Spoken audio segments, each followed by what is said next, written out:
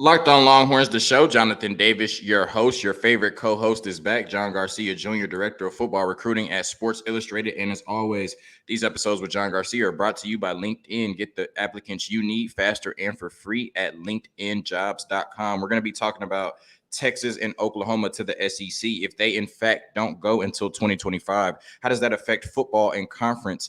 And how does that affect both schools from a recruiting standpoint? And then we're going to talk about where do Texas and OU stack up in the SEC right now and moving forward. But first, we have to talk about a little bit of breaking news we got a few days ago. And that's when Arch and his camp announced that Arch Manning will be enrolling early at the University of Texas. He will be on campus in January. Is that something or nothing, John? I think it's something. I think there was legitimate smoke that Arch may not enroll early. Not only is he at a private school, so academically not easy to do, but this is a team first player in every sport, including basketball. And Isidore Newman High School won state last year, so there was certainly some buzz about him potentially helping his teammates, defend that state title. But look, from a business standpoint, from a quarterbacking standpoint, from a brand standpoint, which as much as he won't admit, he is, you got to get in early. You just have to do it. Spring ball is a must for a freshman that's going to have the overwhelmingly over the top, unfair expectations that he's going to have, even if Quinn continues to play well and everything's good. However that looks, there's still going to be an unreasonable amount of expectation. The first time Arch has that Longhorn helmet on and he's throwing a ball in practice, it could be with no shoulder pads on.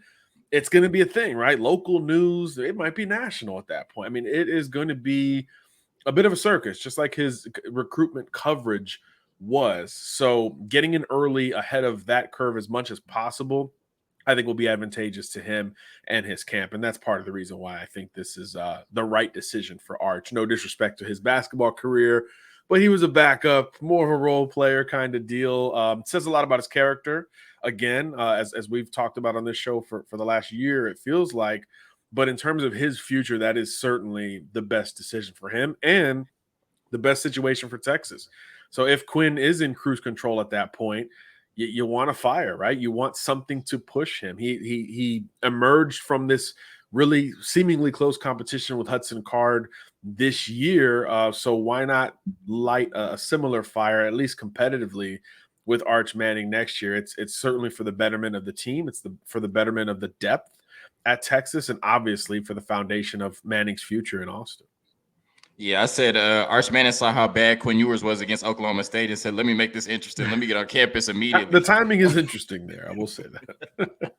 So talking about Texas and Oklahoma to the SEC, the Big 12 commissioner came out and said he fully expects, and both schools are in agreement, to stay in the Big 12 until 2025, their exit date. It could be smoke and mirrors, but we're going to assume, on this podcast, at least today, that's law and that they're going to be in the Big 12 until 2025. First, from a football and just conference standpoint between the Big 12 and SEC, and then secondly, from a recruiting standpoint, how would Texas and Oklahoma staying in the Big 12 until 2025 affect both schools? Yeah, I think from a football standpoint, it's more of the same, right? Every year going into the season, these are the two teams that we talk about the most, and that won't change with another year or two extra there in the Big 12. So that's all status quo to me. The playoffs still in front of you, conference titles still in front of you. All of that remains the same. I think it's a bigger impact on the recruiting side, obviously, right? Because you are selling to a degree, you are selling the future in the SEC and creating this first super conference that is the unquestioned number one conference in college football. I think the SEC is number one right now, but it is questioned, right? The Big Ten has their moments at times. The ACC 5+ years ago was in that conversation. I mean, heck, the Big 12 on field this year has an argument against anyone just in terms of depth there at the top. But I think overall those two brands will enforce the SEC as the unquestioned top conference. So I do think that delay in recruiting is something, to keep an eye on, right? Because if you're selling Arch Manning in this class of 2023, now you're saying you will have to be here at least 3 years to experience that full SEC schedule. Not a huge deal for them. They're already on board, but it's just not the same angle that it was 6 months ago where you're like, hey, by the time you're ready to roll, we'll be in Death Valley and it'll be this huge deal, LSU at night or at Bama, whatever it's going to be. Of course, they have at Bama next year anyway, but in a conference setting. So yeah, I do think that's where it's affected a little bit more. It's just the sell. It's not the be all end all. I think when you talk about big time programs in the SEC, that does come up oftentimes in recruiting, but it's never the first thing. If a kid picks South Carolina or Missouri, they're not like, well, at least I get to play in the SEC. That's how we might look at it to a degree. But really, it comes secondary or even somewhere thereafter in terms of why a kid's making a decision. I haven't heard a kid say, I was down to Georgia and USC, and I picked Georgia only because it was the SEC. So it's important, and it certainly sells. I mean, the numbers are there, whether you talk about NFL players, certainly if you talk about national titles, all that stuff, absolutely.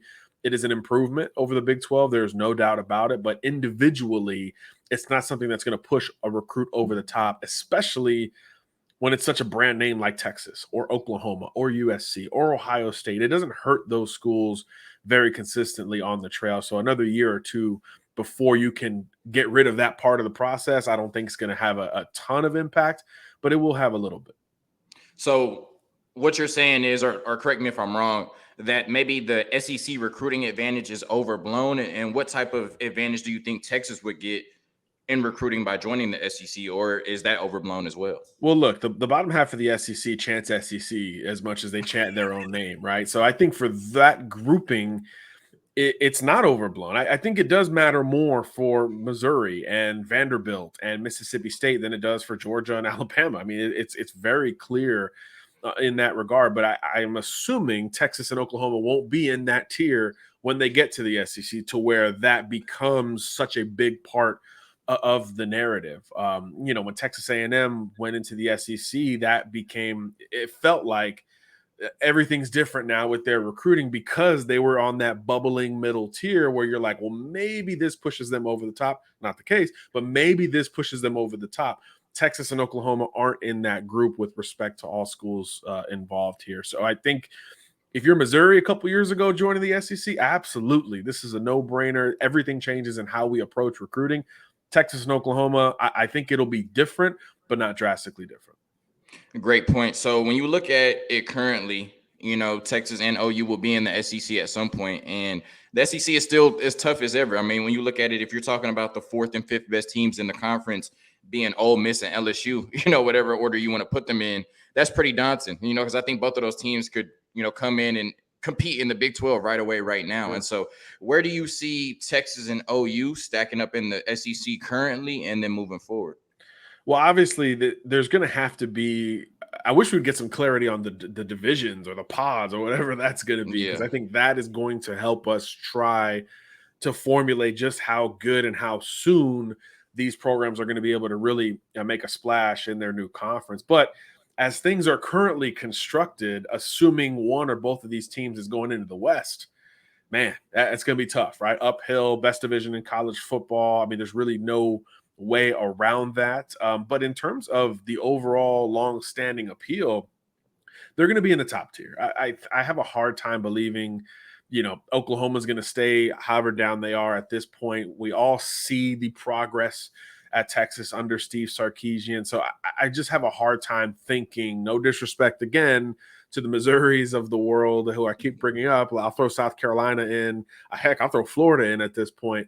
No disrespect to those schools, but I think the brand, the recruiting footprint today, and the expanded footprint once they are in the SEC full-time with these schools is going to be too much, almost overwhelmingly top heavy to push them anywhere beyond that second tier. I'm not saying that Georgia-Bama tier has felt solidified for 5, 6, 7 plus years at this point. I'm not saying they'll threaten that tier just yet, but I think they're going to be right under that. I think they're going to be in that Ole Miss. You mentioned it, that Ole Miss, LSU, A&M kind of tier where every couple years you feel like they've got a legitimate chance to represent their side of the coin. However, again, those divisions and pods are eventually constructed. I mean, look, Texas is just from a recruiting standpoint, top 5 class this year, more targets on the way in theory without the SEC. So again, if that trajectory continues, and Oklahoma's been right in that top 10 bubble, forever, it seems like if they can continue on that front,